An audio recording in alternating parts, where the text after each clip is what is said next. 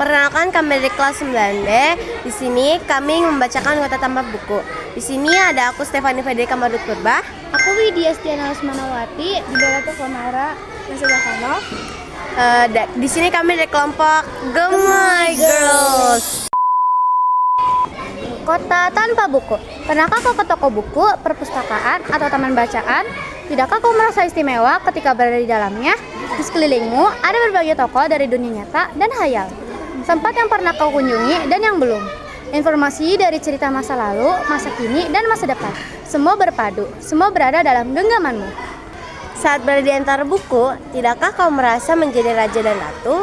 Ruang dan waktu seolah menyatu tanpa batas. Kau bisa terbang, melintasi batas sekat negara dan melewati berbagai zaman. Kau bisa menyelam ke dalam samudra, melayang di angkasa, bercanda dengan aneka satwa, dan berkelana di tengah padatnya kota, juga di rimba raya. Kau tahu, buku adalah jendela dunia, kunci pengetahuan, dan pintu wawasan. Muhammad Hatta, sang proklamator berkata, "Aku rela dipenjara asalkan bersama buku, karena dengan buku aku bebas." Melalui buku, manusia terbebas dari tidak ketahuan. Tempat-tempat yang dipenuhi buku adalah harapan berkembangnya pengetahuan dan wawasan. Apa jadinya jika kota tanpa buku? Pantaskah dia disebut kota? Di kota itu, mungkin kabar datang dari sumber lain, dari koran, televisi, atau internet. Mungkin informasi dan cerita datang dari cerita nenek moyang. Berbagai dongeng-dongeng sebelum tidur. Irama warganya pun tiada beda.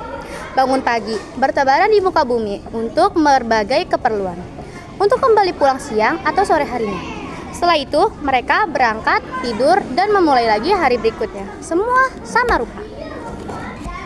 Di kota itu, mungkin ada bangunan bernama perpustakaan. Di dalamnya, buku-buku berderet dalam rak yang tak terjamah. Tiada tangan meraih dan membuka halaman demi halaman dengan sukacita.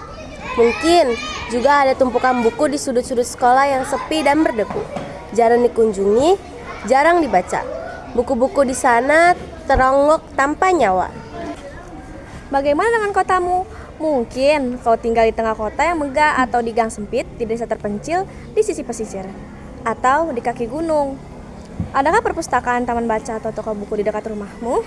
Jika ada, apakah tempat itu menjadi wadah berkumpulnya anak-anak dan warga, menjadi pusat berkembangnya wawasan dan pengetahuan, atau hanya menjadi panjangan? Maukah kau menjadi orang yang menghidupkannya? Kau bisa mengunjunginya dan mengajak teman-teman membaca dan berbagi cerita di sana. Jadikan tempat itu sumber gembira dan pengetahuan. Jika tempat itu belum ada, maka kau menjadi orang yang mulai menghadirkannya. Kau bisa memulai dari sebuah sudut di teras rumahmu. Ajak teman-temanmu memulai langkah baru.